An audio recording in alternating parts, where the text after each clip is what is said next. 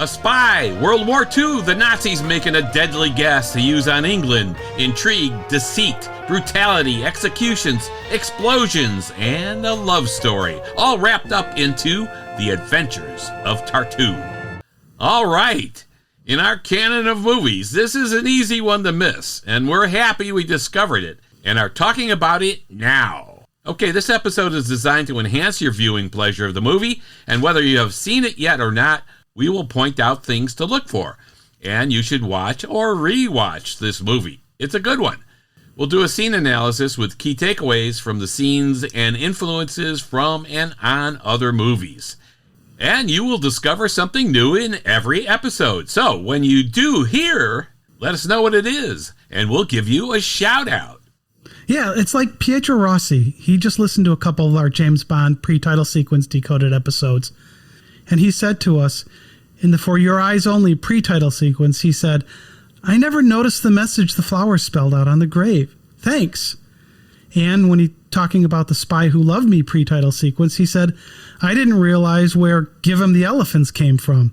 Thanks, Pietro R." There you go. So, Pietro, thank you for those words. We appreciate it. So now you can listen to those episodes and find out, too, what Pietro discovered. And keep listening and discover something new here, too. So let's go. This is Tom Pizzato from Spy Movie Navigator. And Dan Silvestri. All right, we're going to move on. First of all, the name of this movie, The Adventures of Tartu, sounds like it should be a pirate movie to me. With a pirate named Tartu? Or their island hideout, maybe, is on Tartu. I thought it was something the dentist scraped off. Oh, yeah, you've got too much Tartu. You got to floss more. All right. Maybe it's an exotic elephant. It sounds like that, too. All right. The alternative title, though, Sabotage Agent, I think is a better one. But here's something we found out. Tartu is actually the second largest city in Estonia. Any connection there? Well, it's considered the intellectual capital of Estonia, so maybe it's a nod to Robert Donat's character here, Captain Stevenson, and his abilities to get this job done. And Dan, you just said about Sabotage Agent being a better name for this thing. Yeah. When this movie was released in England, that was its name, That's Sabotage a good name. Agent. And the UK version includes a scene with Terence Stevenson and his mother. Now, that scene was cut when they released it in the US, but the version of the movie that we saw on YouTube had that scene in it. Yeah, I like that apparently scene. the YouTube cuts have that scene in it. And you can kind of tell when you look at the length of time that the movie is on YouTube. All right. In this episode, we're going to give you 8 good reasons, including some key scene analysis, of why you should watch this spy movie. Number 1. First of all, this is a terrific story. Complex with many twists and smack dab in the spy movie genre. And filmed and released during World War II in 1943. So it is really a bit of a propaganda movie, as it was probably designed to bolster up the spirit of the British people in the midst of the war. And here, England is trying to do something good and significant against the Nazis. Take it to the Germans and defeat them. So this is a must-see because it is true espionage on many, many levels. Okay, I'll agree with that last part there, Dan. Yeah? But you started this by saying it's a terrific story. Yeah.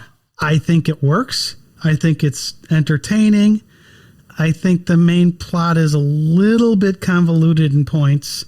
Yeah. And if you look at this and contrast it with something like The Spy Who Came In From the Cold, or even The 39 Steps, I mean, those were terrific stories. Yeah. So for me, this is a good story. I don't think it's terrific. It's definitely entertaining. It's worth watching, but I don't put it quite in the echelon of those other two that I just named. I don't know. I think because it's historical and it has some historical value too, it's a terrific story. It's not a documentary, but it's a complex spy story. There are a lot of twists and turns, like you said, but it's better than good, or maybe even better than very good. So I say terrific. All right. Well, in a number game, I would look at a terrific movie being a 9 or a 10. I might put this as a 6 or a 7. It's definitely worth the watch, but I don't think it's quite at that same level. All right. So here's the plot summary. Germany's developing a poisonous gas that they will weaponize and use against the Allies. The British military calls in Captain Terence Stevenson to assign him a very special spy mission. 1. go get the formula for the gas, and 2, destroy the manufacturing facility. Hey, that's kind of James Bondish. They choose him because he has a chemical engineering background and he speaks fluent Romanian, as he grew up there, as his father worked there before World War I, and he speaks German as well because he spent a couple of years there at university in chemical engineering. He will take on the persona of Captain Jan Tartu, a Romanian Iron Guard captain who overtly supports the Nazis, as does the Iron Guard. So yeah, no, you're talking about this kind of having a James Bond kind of a feel there. Yeah. And I would definitely agree. Some of the James Bond stuff is, somebody wants to take over the world. And some of the stuff is, we've just got a mission to go take out something. You think about the pre-title sequence in Goldfinger. Yes, I like that. It's just take out that chemical plant. Yeah. Right? That's your mission. It's not go and do some elaborate thing. It's just go do this thing. Yeah. And that's what they're having him do here. So I like that. Yeah, I like it too. And anytime you have an order to go blow something up, I mean, you have to think of James Bond. Yeah. Well, and you have to like the order to go blow something up. It's kind of fun. Yeah. All right. So that's the first reason. The second reason is the cast. The cast is tremendous. A young Glynis John here is flawless as Paula Palachuk, and her mother, Anna Palachuk, played by Phyllis Morris, has a strong screen presence that is easy to believe given the circumstances she is in. Now I'm going to stop you here too, because this one, you talk about Glynis John, and my knowledge of her prior to us really starting to dive into some of these movies is from Mary Poppins. Yeah. Right. Okay. And so this is such a different character, and she's a lot younger, and it's really cool to see her play that role. It is, and she's terrific, absolutely terrific. Her facial expressions, everything, absolutely flawless. Great stuff. Well, and she has a role here where she has to show different emotions and stuff, so she does that very well. Yes, and you really get attached to her in the movie. Then you take Walter Rilla. He's Inspector Otto Vogel. Really, this guy's performance should be talked about. He displays so many character nuances, gestures, facial expressions, as he is in love with one of the main characters. He's just fabulous. And of course, the main character is played by Robert Donat of the 39 Steps fame. He won the Best Actor in a Leading Role Oscar for Goodbye, Mr. Chips in 1940 as well. Here he plays Captain Terence Stevenson, as well as the undercover Captain Jan Tartu, the Romanian Iron Guard. Jan Tartu is a caricature he's playing. A character he's playing. I think it's a caricature. Well, here's a little we'll talk more about There's that a little pomp to it. He's playing the undercover Captain Jan Tartu, the Romanian Iron Guard guy who pretends to support Germany. He's very, very solid here. He plays the Tartu character as a dandy, like you're kind of alluding to, Tom. Very affected, very focused on women and his clothing, as a distraction, though, I think, for the Germans. So he plays it up like that as this big distraction, I think. So that's why I think he's overdoing it. Because one thing I like about that, though, is so he's taken on the role as an agent. Yeah. And, Stevenson does. And his alter ego, if you will, the character he's playing here, is very different. So there, you see a scene where he's practicing in front of a mirror how to do the Tartu character. And the nice thing about it is they are you can tell which one you're looking at, even though it's the same person, given how Donat is carrying himself here. Yeah. I mean, he's an undercover spy here, and he's not trained to be a spy, right? He was actually a demolitions expert. Diffusing bombs before they assigned him to this mission. So it's kind of cool that he's now taking on this role as a spy. So he's terrific here. Critics say it's not his best performance, but I don't care what they say. Robert Donat is good here. And he's really good. That's a positive to his other performances, because this is a good performance. So if they're saying it's not his best, that tells you how good this guy is. He is. He's terrific. All right, let's get to Valerie Hobson, who plays Marushka Lanova. Her performance as this woman who lives in the same house as the Palachuks and Inspector Otto Vogel, and the house that Tartu is assigned to, is just stunning in her performance. She plays this uppity woman who treats Paula and the mother, Anna, badly in front of Vogel, but it's a show, because she really works for the underground in Czechoslovakia, where the main story is taking place. And so she plays multiple roles as this mean woman, the dedicated anti-German underground connection, and more. She easily floats from one personality to another, and it's so believable. She's also been in a couple of other spy movies, like Cube Planes, which we have an episode out on, terrific movie, and The Spy in Black, both 1939 movies. Yeah, we need to do an episode on that one too, Dan. Yeah. Yeah, I mean, she's a terrific actress. And yeah, she is. And she's really quite stunning here in The Adventures of Tartu. She is. Now, Hobson may be the reason why they wanted to make Stevenson 10 years younger than Donat the actor. You see, a little bit later in the movie, there's a handbill there for Tartu, and his age there is listed as 28. Yeah. But in real life, Donat is 38. So it might be because they had him paired with Hobson and they had to have this relationship that they decided to make him appear 10 years younger than he really was when they released this. Yeah, because Marushka, played by Valerie Hobson, she was, 26, right? She was 26. Yeah, at the time of this filming, so pretty good. Well, not Marushka wasn't. Valerie Hobson was. Yeah, Valerie Hobson was. Yeah, so he was 12 years older than her, so them trying to knock 10 years off, I guess that makes sense. Yeah. It came off pretty well, though. I think it played off perfectly, well, really. And you and I both have talked about how we like Valerie Hobson, and she was in a lot of spy movies. And after she played Elizabeth in The Bride of Frankenstein in 1935. Yeah, right. So you mentioned those two movies that she was in, Q Planes and Spies and The Spy in Black. Yes, yeah. Right. But then she was also in another 1935 movie called The Great Impersonation. Mm-hmm. In 36, she did The Secret of Stamboul. In 39, she was also in The Silent Battle, Contraband, which was also known as Blackout. And in 1942, she did Unpublished Story. I mean, she was a spy movie queen back then.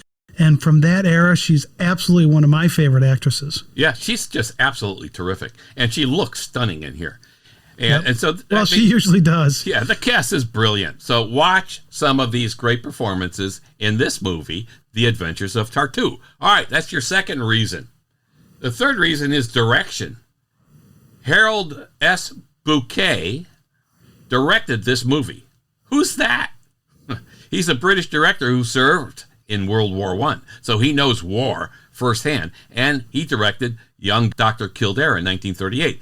He mostly did B pictures for MGM, which many say, though, were better than other studios' A pictures, so he was pretty good. Anyway, he does a wonderful job in this movie with camera angles, close-up long shots, and the ability to create really an overall sense of feeling that you get from watching this movie. I mean, as a viewer, you feel some of these scenes, like when the Germans are executing certain individuals. You don't see them getting shot, you hear the shot, and you know and you feel the scene. Really, it's awesome that he was able to do that.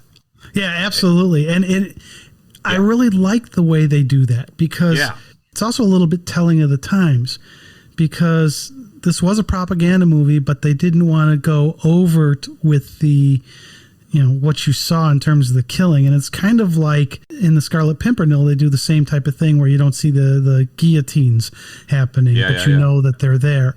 Right. Today, they'd show all the blood and the gore and everything. Yeah. And I think it's kind of intriguing not seeing it, because you know exactly what happened and you didn't need to see somebody's head blown off. I think it was even more ominous the way they did it, and the facial expressions of the people hearing it because of the way they did it. We'll talk about that in a little bit.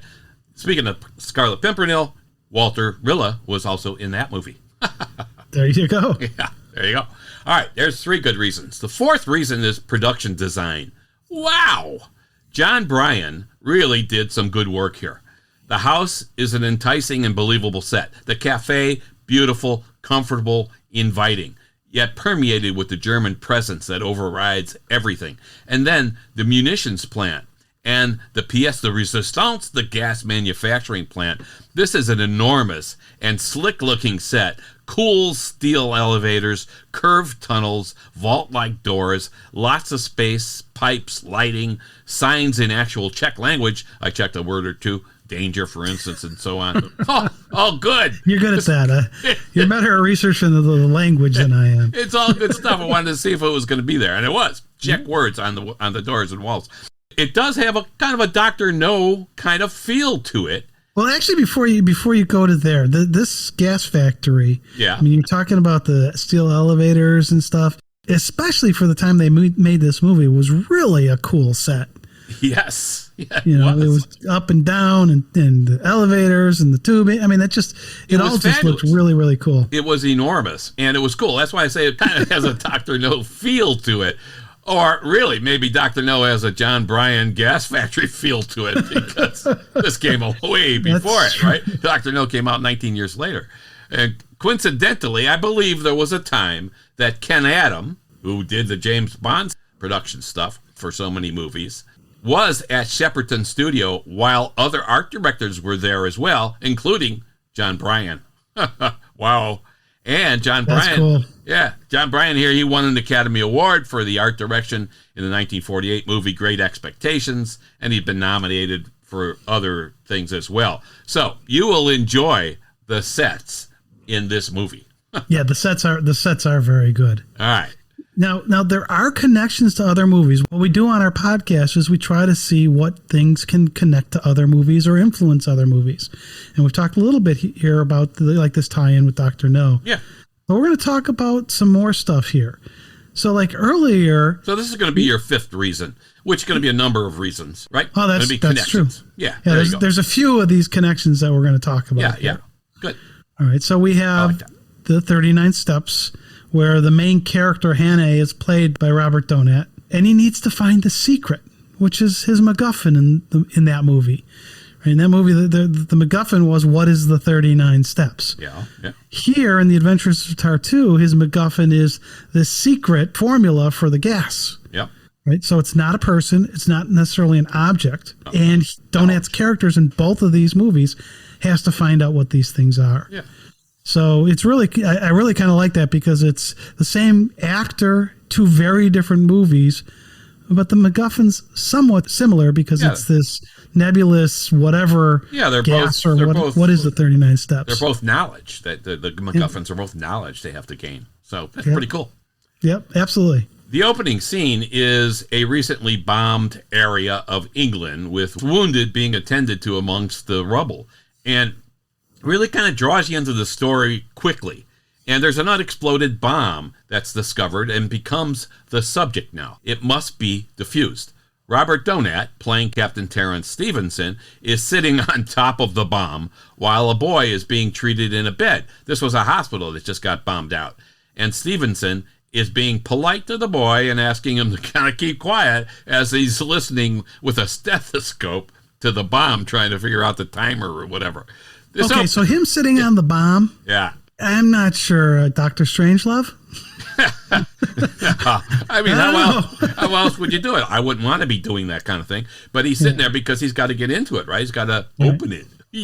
This opening scene, it really establishes several important character traits about this guy, Stevenson, which are important to the rest of the story. And we see the connections to the Silent Enemy of 1958, to James Bond's Octopussy in 1983, and even Mission Impossible Fallout in 2018, which we'll talk about all of these. First, we see he's a good man. He's calm. He's calculating. He's focused on his mission, and is the expert they say he is at defusing bombs. He is the definition of coolness right here, and that is how he will be throughout the movie. Well, I mean, he better be calm. I mean, if you're going to defuse bombs, you don't want Don Knotts defusing a bomb, right? You want somebody calm like this. Yeah. And also the calmness is how he's talking to the boy Danny. Yes. Now, he's defusing the bomb. He's talking to Danny and somebody on the radio at the same time. But I think he tries to choose his words to keep Danny calm. And quiet. Yeah, and quiet. That's good. Yeah. So he coolly announces through his communication device that he's removing the fuse cap. Yeah. And he describes the type of detonator, that it's in the bomb, and he removes the security pin. Yeah. But he does that, the detonator doesn't come away. Yeah. And he says, this is the ticklish bit, removing detonator. So he definitely has to remove this thing without touching the sides of the bomb. Yeah. And we see that in Octopussy and some other spy movies as well. Yeah. So he's very cool under pressure. I mean, and a lot of pressure. Yeah. He's calculating and he's determined. Yeah, yeah. I mean, he defuses the bomb successfully. I love this part. He turns to the nurse who was attending the boy and he says, "Operation successful. The patient died." Okay. This is 1943, and we have an agent with the ability to, under pressure, come up with quips. That was pretty good. Remember, this is a bombed-out hospital setting, and so the nurse there is taking care of the boy. So I thought that was great. Shows his character. All right, in the 1958 movie, The Silent Enemy, we have an underwater explosives expert at defusing bombs. So this is 15 years before, and defusing bombs was a real skill, obviously used in the wars, for sure. Yeah, and I love that they started with this. Yeah. As you said, it's a trope that we do see in The Silent Enemy. I mean, Lieutenant Crab, you say it's an underwater thing, but the first bomb you see him defuse is out on the beach, right? James Bond does it in Octopussy, and the diffusion techniques aren't 100% identical. Yeah, they're close. But they are pretty close. Yeah. And there's also, if we remember, in Mission Impossible Fallout, another type of diffusing of the nukes that Luther, Benji, and Ilsa have to do. Now, I want to take offense to something you just said. Offense isn't the right word, but I want to contradict something you just said. You said you really liked the operation successful, the patient died. Yeah.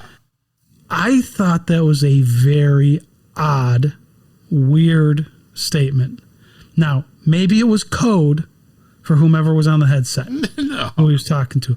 But he's got this little boy, Danny, there. And he just said the patient died. Yeah, I understand that part of it. That seemed a strange word to use unless it was some code word. Well, because it was a hospital setting and she's the nurse, and then and the irony of it is that this was successful because this patient needed to die because it was a bomb. But I still like it. But I understand what you're saying. It seemed weird to me because Danny's the boy, and I understand. Want to freak him out. Right. All right, there's more movie connections. Again, in this spy movie, we see an agent who has to act like a spy, who really is not a spy, not trained to be a spy. And here, for Robert Donat, he did it as a reluctant participant, like he did in the 39 Steps. And we have seen other Hitchcock movies like The Man Who Knew Too Much, North by Northwest, and other movies who had people acting like spies who are not really spies and not trained. Here, we have a military captain, not trained for spying, who must do spy stuff, real spy stuff. So, okay, so I must have gotten up off the wrong side of the bed. I didn't play a good round of golf today. I don't know. But you just used the word reluctant spy. I'm not sure I'd call him a reluctant spy. He says he has no spying knowledge, but he easily accepts this mission, which is different than what we saw with Harry Palmer. That's who true. threatened that he has to go back to prison if he doesn't accept the role. And Hannay in the 39 Steps, he was never asked by a supervisor or superior or anybody to take on his spy role. It literally fell into his lap with a dead spy. Yeah. It's true. Those are good points. But true, he is not a spy, though, here, nor is he trained to be a spy here, but he is going to be a spy here. That's true. He becomes one. That's the point. All right. Again, he's straightforward and thorough. It's a sabotage job, basically. It is kind of a goofy plan. Yeah, it is kind of a goofy plan, but it's kind of a goofy plan when they sent Bond and 007 on the mission in No Time to Die, too. Why not send like a whole freaking contingency of spies to go blow that place up and get rid of these guys? But, no, we had to rely on one guy killing 55 people or something. It looks like the same stuff. All right. How'd that turn out for him? Yeah, incoming. All right. But anyway, we see more of his character being revealed here. When he's told that no one would blame him if he might not be up for this job, he quips like Bond would have. "When would you want me to start, sir?" He actually kind of reminded me of Bond at the end of Spectre when M says, "Hey, we need you back." And Bond says, "I never left." That definitely does have a similar feel. So I liked it. Yeah, so this is another connection where we've got something in an early spy movie that may have influenced how things came out in the James Bond movies. Mm-hmm. And another thing I liked about how Donat plays this role has to do with the humor. Yeah, that's true.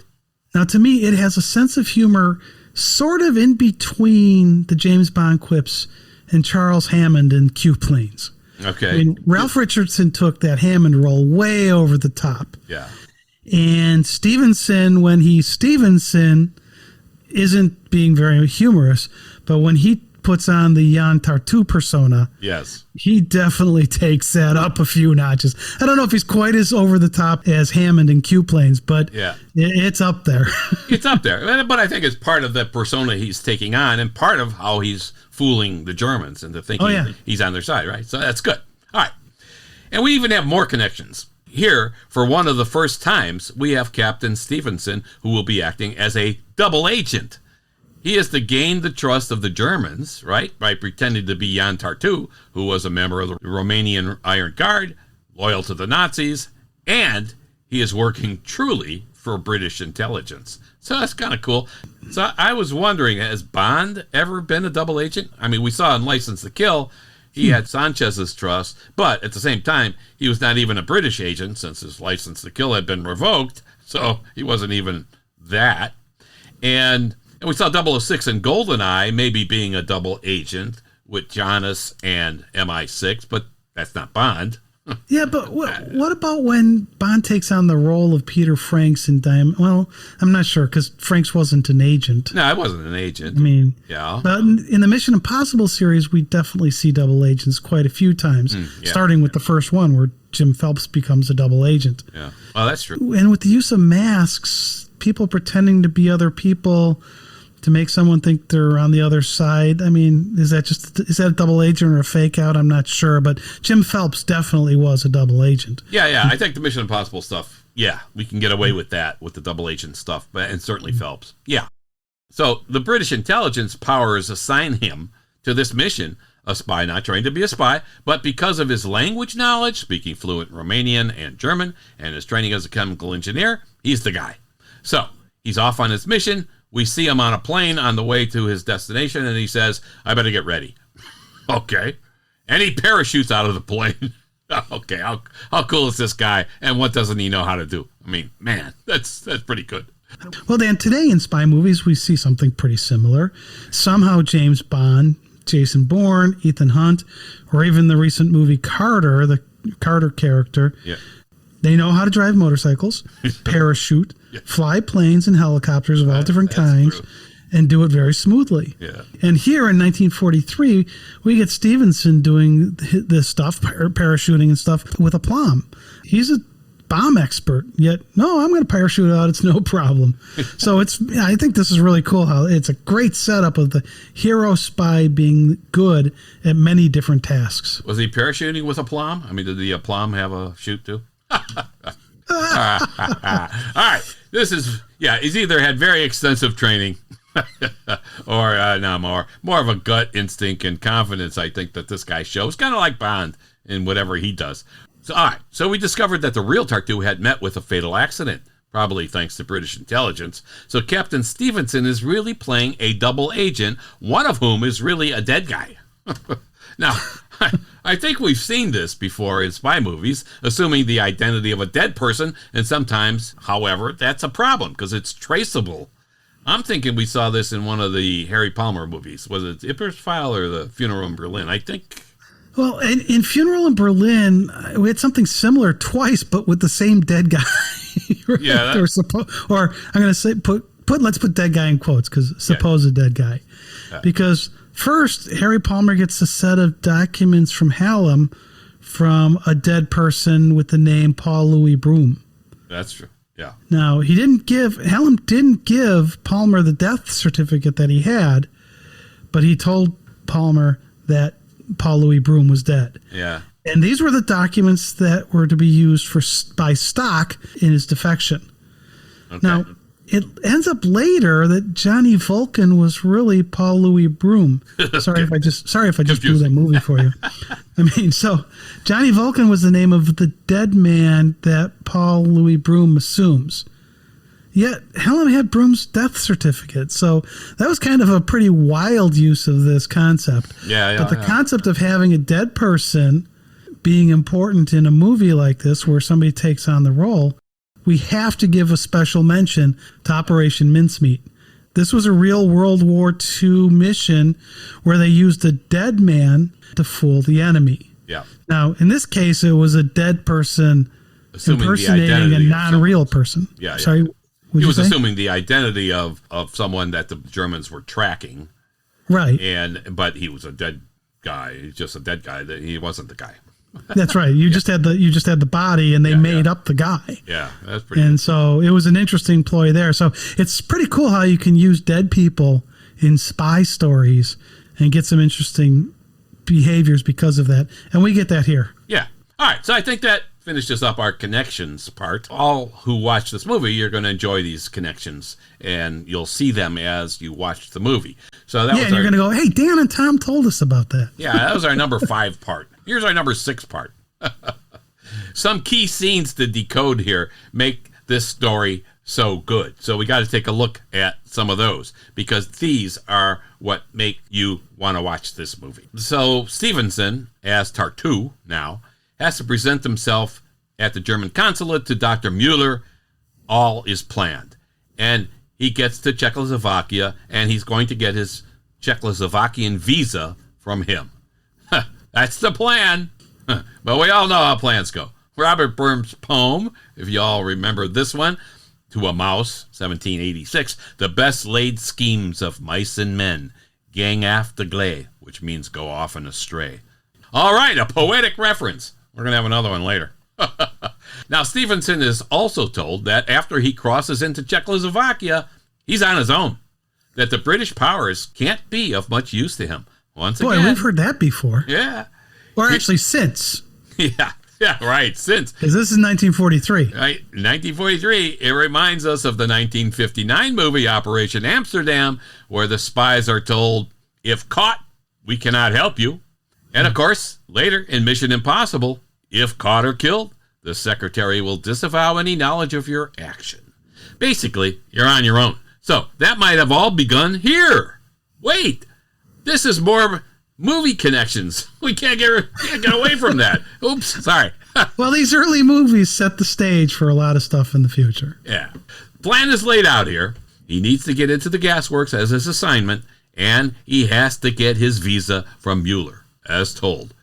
So there's some cool stuff that goes on here. Mueller makes a call to verify that he is who he says he is. The British intercept the call and, of course, confirm that Tartu is Tartu. So, again, that was pretty cool.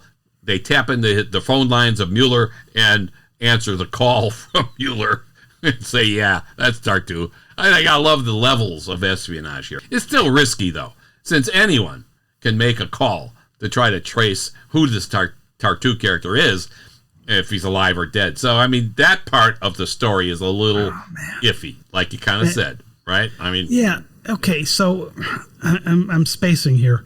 So there's a James Bond movie, and there's a call that they intercept, and somehow the person on the other end of the line buys that whoever they thought they were calling was who he expected. But I'm spacing on which movie that is. Yeah. Diamonds Are Forever. That's right? it. Yeah. That's it. Where that's Q it. makes the voice synthesizer, I think for his grandkids. Yeah, that's it. Right? That's right. And they use it to pretend, right? Yeah, so they used it because we actually see this one twice, kind of like the thing with Harry Palmer. We see this twice because when Bond climbs into Willard's White suite, he gets a call from the governor and talks through a voice box to sound like Willard White. There you go, yeah. So the governor thought he was talking to Willard White instead of Blofeld. Yeah. But in that case, Blofeld didn't intercept the call. He was on the line that rang, and they took it. And then later, Q rigs up a similar contraption to make Blofeld think he's talking to Bert Saxby. Yeah. But I'm not sure if that was an interception or not. Was that really the same thing that happened here in The Adventures of Tartu? Because they were in an office when they intercepted the call, but we don't know if it was Bert Saxby's office. We see the CIA. We see agents working on a telephone pole, so they could have been doing an interception. I think they did. Yeah, I think they did. So I couldn't tell if they were just in Bert's office or what they did there. But it doesn't matter. They intercepted a call, I think, and I think they did that here. And geez, yikes! We can't get away from even more movie connections here. I mean, all right, we're done with those now. All right. So let's get away from movies. Let's talk about real spy things. All right. Our number 7 point here is that real spy things are going on in this movie. And 2 encounters that Tartu has with his contacts. First at the oil corporation in Bucharest, where there is a countersign given. One says a certain set of words, and the other replies with another set of words that are expected as the official countersign. And we see that in many spy movies. Yes, and then this guy gives him the shoemaker contact, Valak. Now, here, the countersign is really from a William Wordsworth poem written in 1802 called Daffodils. And the quote was, "I wandered lonely as a cloud that floats on high over vales and hills, when all at once I saw a crowd, a host of golden daffodils." So this is the line they use as the countersign. The poem really is about nothing about poetry. This is our second poetic reference. This poem really is about how nature is a powerful gift to mankind. And in this movie, it is appropriate since the blight of war is really destroying the beauty of nature. And even Stevenson later on says in the movie, in the moonlight on a terrace with a woman, he says, quote, "in this little circle of peace," unquote. So, I mean... Did you just say the blight of war is destroying the beauty of nature? Yeah. Well, that was good. Thank you. That's good. good. Almost poetic. I'd never come up with something like that. All right. So this selection of a poem, I think, is meaningful to the story, too. So that's pretty cool. Well done. The second instance that he has to do the countersign is with the shoemaker, Valak, who is the contact he's supposed to make for his intro to the underground. The underground, this is what he's trying to do, get to the underground. For 3/4 of the movie, he's trying to get to the underground. They use the same countersign. The shoemaker gets arrested, though, for treason before Tartu can get the contact info, and that goes on. So Tartu is trying to do anything and everything he could to make contact with the underground. He needs them to pull off his mission. And he's not a trained spy, so he's gotta go by the, okay, I'm supposed to go here, and now it's like, now what? Yeah. And now we'll go to our final point, the 8th point, which are more key scenes that need to be integrated into this movie, and that each of these scenes is done terrifically and really enhances the beauty of this movie. So, as Captain Stevenson takes on his disguises as Tartu, it's a great scene. I think you mentioned it earlier. A member of the Romanian Iron Guard he is. He's an officer, but really not a gentleman. It's an amusing scene worth noting. And yeah, now that was a line. You're an officer, not a gentleman. Yeah, in the movie. Yeah, I'm not exactly sure. I mean, I know we have a movie called Officer and a Gentleman, but I'm not exactly sure why he's an officer but not a gentleman. Well, he is an officer. He's a captain. He's Captain Tartu. But true. He's not a gentleman because he's flirtatious with the women and whatever. And he's he's got all this pomp going on, you know. Well, that's true. And you did say he's taking on this disguise. Yeah. And I really liked the way he did this. I mean, he's standing in front of the mirror. He's got a suit with very loud stripes on it, which was different than what he'd been wearing earlier. He's got this fancy cigarette holder. He's changed his hair. And then he starts talking in front of the mirror, and his face and his voice are very animated. Yeah. And it's a different voice than his normal voice. And this Tartu voice, it kind of almost sounded to me like he was doing an impression of Peter Lorre. Okay. And I mentioned earlier about the Scarlet Pimpernel. I've seen comparisons of this Tartu to the Scarlet Pimpernel. So we talked about how, you didn't see the killing on screen in the Scarlet Pimpernel. You didn't see the killing. Here, Tartu is somewhat similar to the Scarlet Pimpernel character. And I've also read some comments that Tartu was playing a stereotype of a Romanian officer that was common back in this time. Yeah. So here in 2022, it looked a little, I'm not sure the right word, interestingly done. Yeah. Where kind of like, wow, that's a little over the top. Yeah. But it was closer to what they did back then. Yeah, there was a critique of that, hey, this is what you think a typical Romanian is like or whatever. And it was probably fair criticism. Although, again, he's doing this as part of his cover, and maybe it's good cover, maybe not, but the Germans bought it, and that's all that counts here. That's true.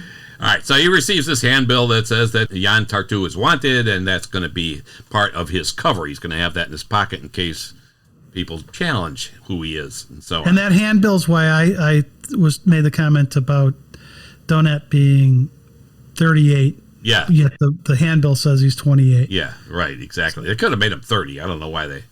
Yeah, it was. I just thought that was bizarre. Yeah. But. So we see Tartu, he gets his first assignment to the munitions factory, and we see how all the Czechs are reluctantly pressed into service to make munitions for the Germans.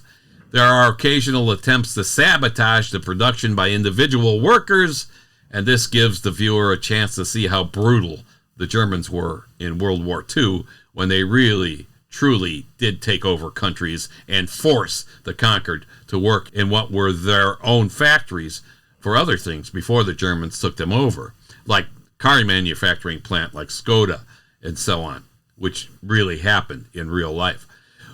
Well, generally, the aggressor in a war is going to be brutal. Yeah.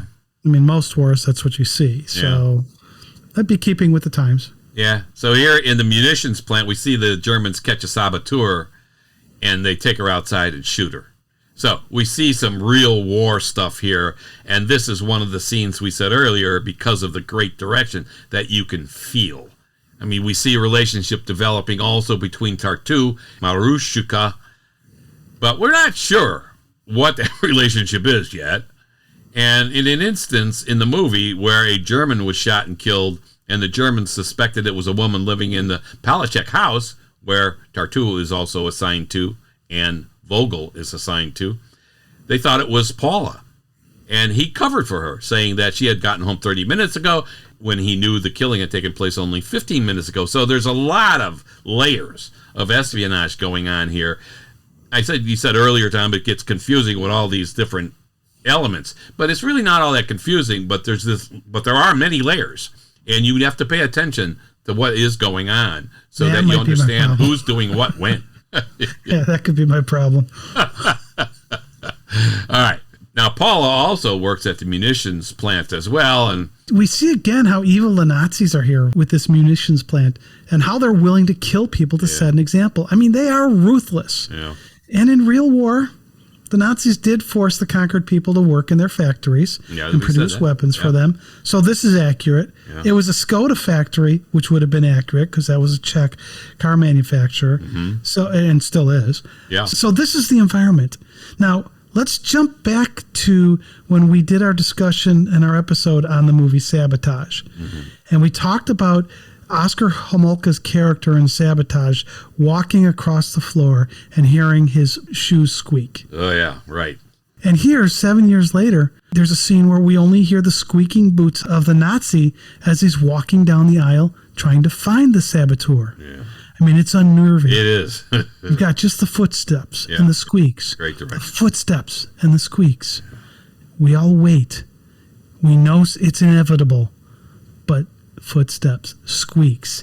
And I think this is now the third movie that we've talked about how squeaking noises can ramp up the intrigue and tension in a scene. I mean, there was that scene in Sabotage that I just mentioned. Yeah.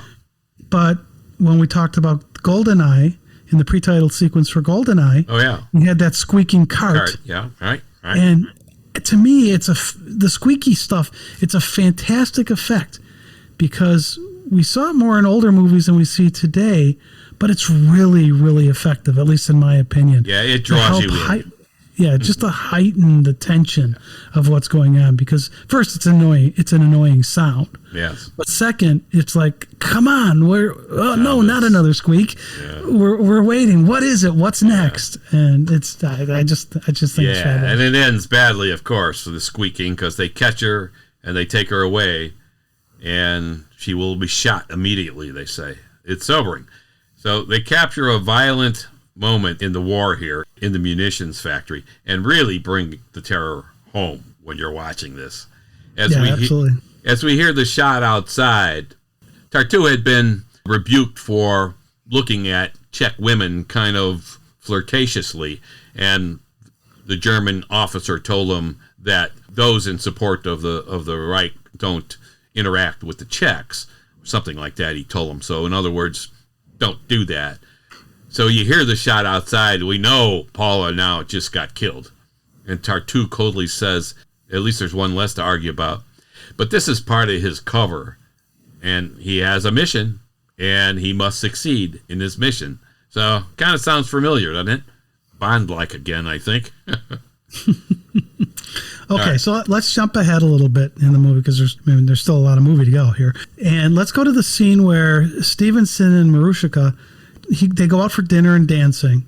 Yeah, she guesses he isn't really this Tartu guy, and he lets her in a little bit as to who he is. Yeah, the cafe scene. Really, it's revealing and really worth noting, this one. Yeah, and then they get out on the balcony and they kiss. Yes. For like 8 seconds, although you don't really see their lips touch. No, you don't see the lips touch. Yeah, I mean, kind of, there's a side shot. You kind of catch it on right when they started. Yeah. And we've talked about kissing in movies, and we've talked about the Hays Code, and how ridiculous you had to do things to get around the Hays Code. So in the Hays Code, which came about in the late 30s, they limited a kiss to being only 3 seconds. Yeah. With the lips showing. With the lips showing and touching, right? Yeah. So crazy. 3 years after Tartu, we had Hitchcock's Notorious, and they had that long kiss that we discussed when we talked about Notorious. So here, which was 3 years before Notorious, we get the heads turn, so you see the back of a Marushka's head, and not the kiss for most of the time. Yeah. So you see the kiss for like less than a second, but then the heads turn, you know they're kissing, but that's how they dealt with the code. Yeah. just cracks me up. Yeah. All right. So the Gasworks laboratory, too, this is a key shooting location for the movie, for the mission. As we mentioned, the set is wonderful. Because of his chemical engineering background, he's assigned to the gas laboratory finally, which is what his goal was, right? But he's still got to make contact with the underground. So Tartu is desperate now. He has to make contact with the underground. So he goes to this bar. And again, he's not a trained spy. Not a trained spy. So he doesn't know exactly what to do. He's on his own, basically. Like they said, hey, after you get to Czechoslovakia, good luck. It's a long shot. Yeah, that's not ominous. No. So he goes to a bar, he pretends to get drunk, and he's talking about he knows that some of the underground that are going to be killed in the next week and so on. Like, I think he said there's 6 names that he has and so on. The Gestapo has the names and so on. He's trying to draw attention to himself so that somebody from the underground might contact him because he needs to get a hold of them. So walking out of the bar, he's wobbling as he walks. He's looking drunk and he's accosted. He's hit over the head and he's brought somewhere. We don't know who these guys are. There are about 6 of them, 6 men. And Tartu thinks that they're the underground and that he's finally reached them. That's why he pretended to be drunk, because he wanted to really pique their interest, because he said 6 of the underground guys are going to be killed. So he's thinking, okay, maybe this is a way to reach them. And so there he is. But he thinks they're the underground, and he tells them his plan, that he's a British agent, he's got to destroy the plant, and they're shipping the gas tomorrow, and blah, blah, blah. I'm going to jump in here for a second, because I'm going to just remind people, I've said this a few times, he's not a trained spy. Not a trained spy. A trained spy probably would not give the goods up like this in this situation. Again, he's desperate and not a trained spy. Of course, James Bond tells everybody who he is, but... well, there's that. So this whole scene where Stevenson is being misled as to whom he's speaking with, it feels really familiar to me. And then I remembered the pre-title sequence in the 1996 movie Mission Impossible. Oh, yeah, that was great. Right? I mean, that opens up, and Zazimov thinks he's talking to someone else, but it's really Ethan Hunt in a mask. Yeah. And Zazimov's brave for a while, but then he finally does give up Medyev's name. Yeah. And so it's kind of feels similar to this, where he gives up the thing because he thinks he's talking to somebody else. Yeah. So now here, they're not responding. So now he's saying, oh, man, these are the Gestapo people, not the underground. So he's now really desperate. He's like, yeah, I've basically have blown my job. And he says that out loud, basically. Yeah, oops. He feels pretty bad. So here he's giving them this little speech. Yeah, you could deal with me, but the entire civilized world will keep coming at you. So he's still loyal, even though he knows. He's thinking, hey, they're going to kill me now, because they basically told him, yeah, it's going to be fast, back of the neck, bam, you're done. Whew! But it's kind of Bond-like. It turns out, though, that they are the underground, and we're just being careful about Tartu and his loyalties. Yeah. Like I said, it gets confusing. They know now his real name and his mission, and they help him. They make small, powerful pocket bombs for him to use to blow up the plant. This is a great scene. How's he going to get the bombs into the plant? I know. This is a great scene. That's the next great scene. The key to the plant. Literally. The key scene is really good. So... Oh God! You just made a nice little pun on the word key. Yeah, got it. Okay, so it's a key scene. Okay, I get it. Yeah. So let's go ahead and talk about this key scene. Yeah, it's beautiful. So Tartu goes and he has to get into this plant. Hey, look, this scene alone is enough. Is reason enough to watch this movie. So we're gonna give it away. So you're gonna watch this movie. So he's got to go into the plant. Now he's been there before. And earlier in the movie, as he goes to check through, you have to go through a metal detector. Yeah. And he sets off the metal detector because he had a key in his pocket. Mm-hmm. Now, this time, he unloads all of his stuff again, goes through the metal detector. Again, he sets the alarm off. And again, it's the key. Well, maybe. Yeah. So now he just pivots in place where he's to face the guard. He doesn't go through the detector again. He stays on the I'm through side of it. Yes. He reaches into his pocket and he grabs the key again. And he says to the guard, tonight we use this together. Yeah, right, because he had the key and he was pretending it was a woman's key and that she had a sister that he could set her up. Yeah, that's all. Set her up with this guard, right? Yeah. That was all before. So it's just like now this guy's like, oh, the key. Okay. So he's gone through. Yeah. He set it off. He tells the guard it's the key again. He tosses the guard the key. He stays on the good side of the metal detector, right? He's past it. Yeah. And as the key passes through it, the alarm goes off because it's picking up that was metal. beautiful. And so he is on the other side of the detector. Yeah. He's in. It's a really clever way to make this ruse work. Yeah. And I also thought it was impressive that he did the test run earlier that we've talked about. Yes, we didn't know what he was doing. Yeah, so he goes through and it was like, what a key, big deal, right? Well, it was a great setup for this. Mm-hmm. And it was a really non-elaborate way to get past security. It was pretty simple, but very effective. Yeah. Now, let's think about the Mission Impossible movies.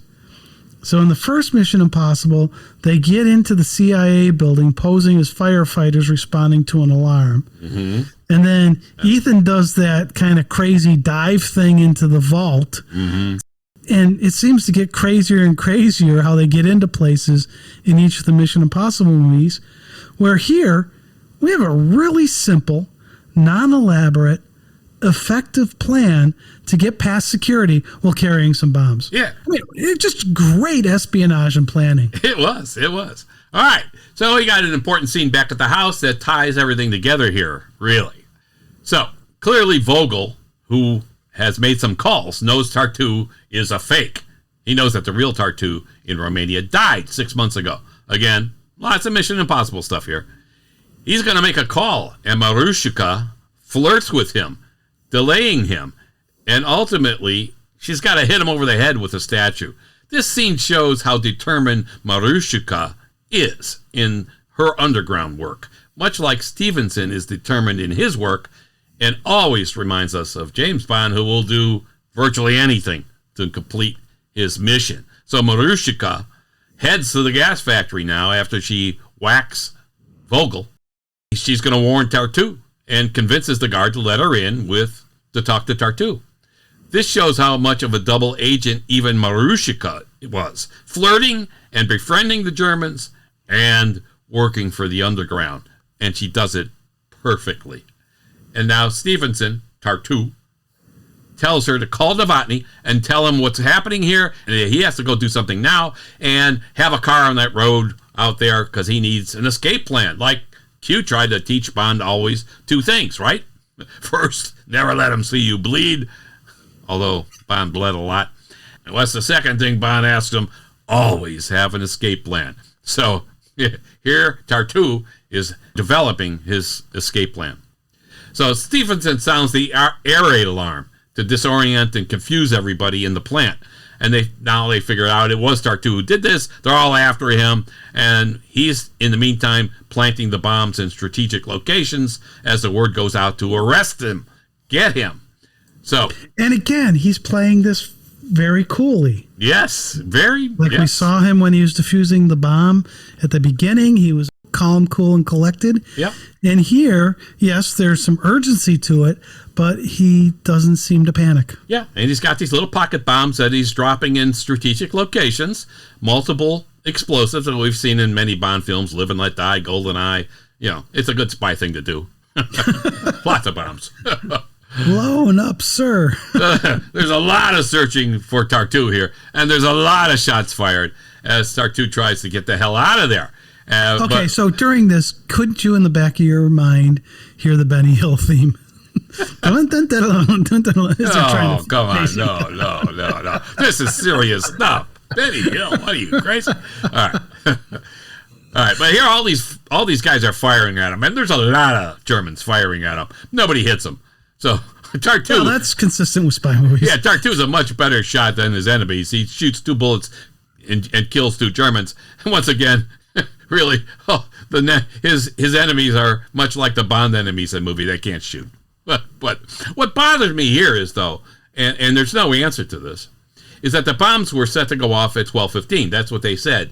That's what he said when he was with the Underground, right? They're set to go off at 12:15. He had to move up the whole timetable here because of Marushika's information that she delivered to him. That, hey, they know they're onto you.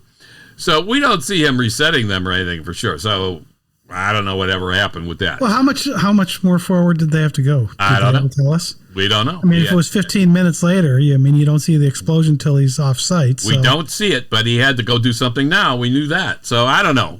Maybe it's fine. Our willing suspension of disbelief. So, all right, let's jump ahead past a lot of the action here. As Stevenson escapes explosions he set up, he gets into the car being driven by one of his accomplices, someone from the Underground. Stevenson gets in. He asks for the driver's gun because this is empty. I don't know why it's empty. He only shot 2 bullets, but now you're getting picky. Yeah. Now we note that this car has steering wheel on the right, and some have critiqued this movie and this scene in particular as obviously being filmed in England, which it was. I think it was filmed at Pinewood Studios, and using an English car. But the Skoda car manufacturer at that time did make cars with steering wheels on the right. So there you go. And actually, Skoda, like you said, Tom, they're still in business. They make over half the cars, I think, in the Czech Republic today. Yeah, I remember the first time I went over to Europe, and I was like, what is this Skoda brand? I'd never heard of them. Yeah. And they're there. Yeah. So anyway, you think, okay, he's in the car. He escaped. Oh, no, it's not over yet. Will the bombs go off? Mate, there's more. Yeah. Will the bombs go off? Where is Marushika? Does he care even where she is? Would Bond care? Well, I don't know. Most of the time, Bond did care at the end. So we see the Germans on the streets, and a bill posts that reads, all Czechs found in the street after 7 p.m. will be shot. The Germans are getting anxious. Of course, it's in English, so we can read it. I would have liked it if it was in Czech and then kind of morphed into English for our benefit, but it's in English. Germans really did post bills like this when they captured a territory. We were on the island of Guernsey once, the southernmost island of the British Isles a few years ago, and the Germans had captured that island in World War II and used it as a submarine facility for repairs and fueling and so on. And in the museum, there were signs very much like this one. Very much like this one. And, of course, they were in English because they were in England. All right, Marushika. Go figure. Yeah. Well, it turns out, of course, Marushika is with the Underground, and that's cool. They have her. She's safe. So Marushika and Stevenson climb up some steps, then a ladder, and they exit through a hole in the ground. Kind of like the hole in the ground from the tunnels in The Great Escape, if you remember that movie. Remember that? It's just like that, really. They pop their head out of the ground. I prefer Hogan's Heroes. Oh, man. With the doghouse. They will take a German plane and fly it to Malta. And they've arranged a signal with a secret code to alert the Malta military that this German plane is okay. I've been to Malta, and I've been in the bunker where Eisenhower and the other generals planned the invasion of Italy. I mean, it's an amazing place. And I'm going to be there in a few weeks. I'm not sure I'm going to actually be able to make it to the bunker. Oh, you have to go to the bunker. You have to go to the bunker. It's the best thing on the island. I very much want to. I just don't know if I'm going to be able to with the way the time schedule works out. Yeah. We'll see. Drop something else.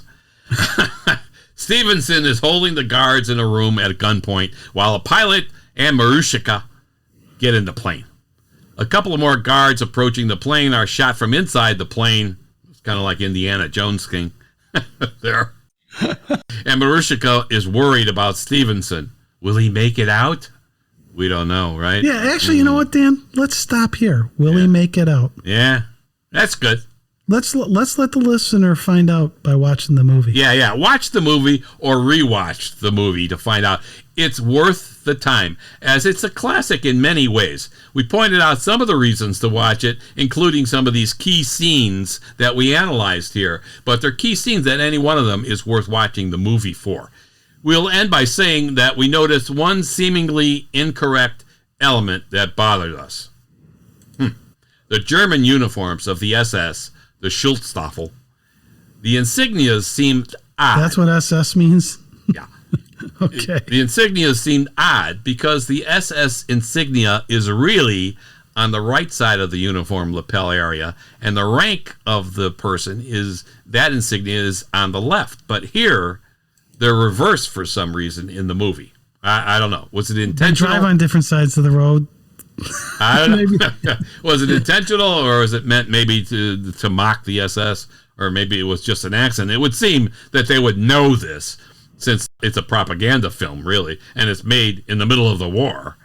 So the real SS also had Death's Head, the Totenkopf insignia on the cap, the skull and crossbones, another frightening reminder, because originally I believe that this was the brigade that administered and managed the concentration camps. So wait, so the Death's Head, Totenkopf, and skull and crossbones are all the same thing?